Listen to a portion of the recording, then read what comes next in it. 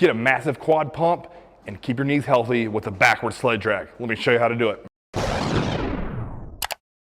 All right, guys, if you know me, you know that I love working with the prowler. I've been doing this for years at this point. I did it as an athlete, and now I even still keep it in as a bodybuilder for pumping my quads. So the backward sled drag, in my mind, is an excellent finisher on a leg day. And I'll get Chad to post a video here of Dave and I doing lunges with chains, supersetted with backwards dragging the prowler. You talk about a ball busting exercise. This takes everything out of you, pushes your quad pump over the limit. And on the flip side of that, if you have really beat up knees and still want to train quads or strengthen specifically the VMO, the muscle down around the knee, this is a great exercise for you to do safely that won't cause more knee pain. So, it's really interesting. I see all these people like the knees over toes guy, all these really smart people talking about the backward sled drag, and they act like this is a new exercise. It's not. Chance and I have been doing this since high school. And high school for me was over 20 years ago. So, this isn't new, guys. We've been doing this for years, literally 2 decades. But that's a small little old man rant there.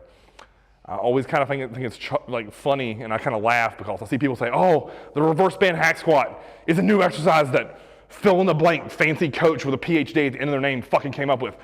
John taught me that. We were doing that with John in 2012. 12, count that. How many years is that? Oh yeah, a decade ago. Fuck me. Very rarely is anything new. People just recycle that shit, put a bunch of fancy words behind it, and then they claim it as new. It's not. But, okay, enough ranting. Let's get back to helping you get big ass pumped quads or rehabbing your knee. So, we have this sled set up here at West Main. I have a long strap set up on it, attached with 2 D handles. You can use a TRX, you can use a chain, whatever you want. You can even put a harness, like a dip harness, and put it on your waist and pull it backwards. But I like these handles on the D handle. Now, if you notice with this sled in particular, it's very light in the front. I'll get him to swing around here and show you. So if I didn't have these quarters on the front of these horns, this sled would actually lift up and it creates a weird drag sensation. So you have to load the front of this sled specifically. This is not a Prowler 2 like I'll prefer, but load that with some quarters to keep it down, and let me show you what we'll do next. Step 1, I need to create tension on this. If there's slack, it's going to create a jerking technique, and we don't want that. So I need to step back, get some to where there's 0 slack in that band. I'm going to quarter squat down, and then I want to think about driving off of that toe. So think about if I'm going to stimulate my quad, what I'm going to do in the gym. Leg extension, bam, leg extension, bam. Now, all we're going to do is do that with the sled. Drive back, drive back, drive back. Drive back. I'm creating a knee extension. I'm going really slow and awkward. Let me show you normally. Here, here, here, pushing it all the way through that heel. Just like that. This is killing my quads. They're on fire already. You see that pace? It's not a race. It's not fast. It's intentional. It's deliberate. This is how we do this. It isn't standing up. If it gets hard, most people want to do this. They get really tall and they try to like lean back with it. My quads aren't doing shit. That's back extension. Sink your hips, drive, extend that quad. Bam, it's not a race. How do we put this into our training plan? If I'm doing it for quads and quad pump, what I'm going to do is I'm going to do this as my very last exercise of the day for legs. So I'm going to let's go through it. I'm going to do my leg curls, my adductor, squats, leg press, leg extension. Then I'm going to go get this sled out.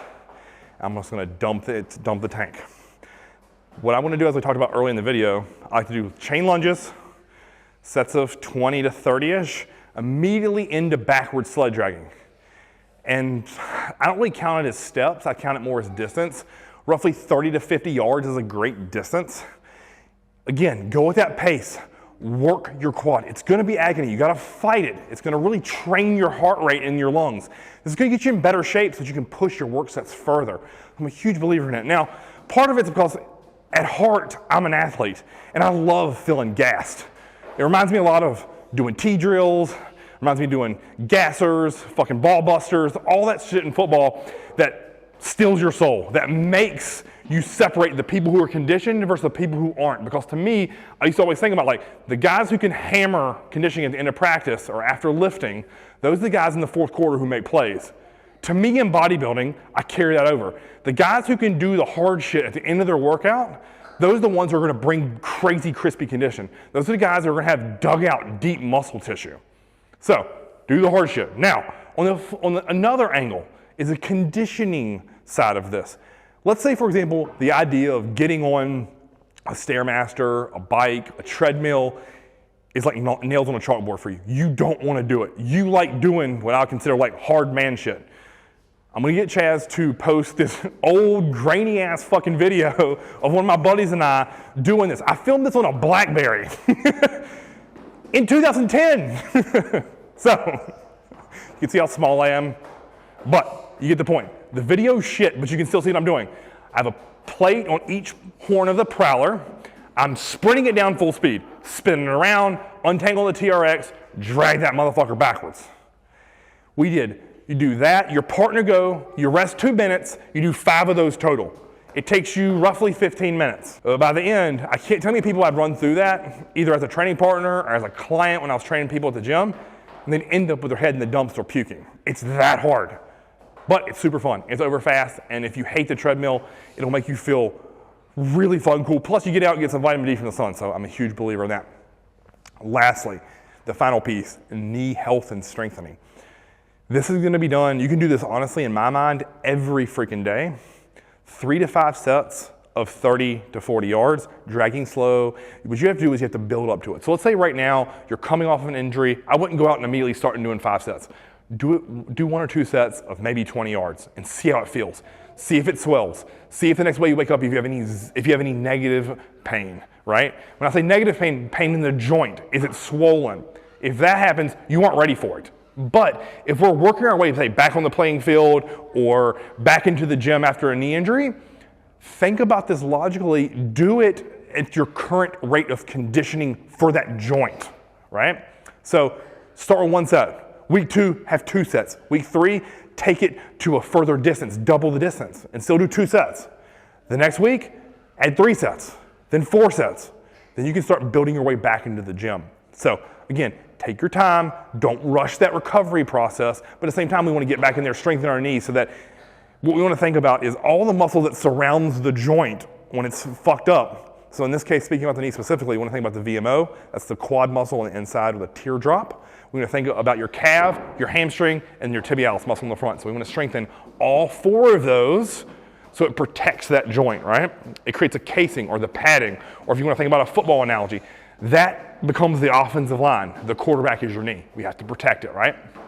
So if you like this video, guys, like, share, and subscribe. Make sure you comment below, tell me what your favorite variation of this is, and let me know. I'm telling you, you all are gonna freaking love it. Again, I've been doing this since I was an athlete. I did it with John. I still do it after he's passed. Until next time, like, share, and subscribe. Chris on the CB.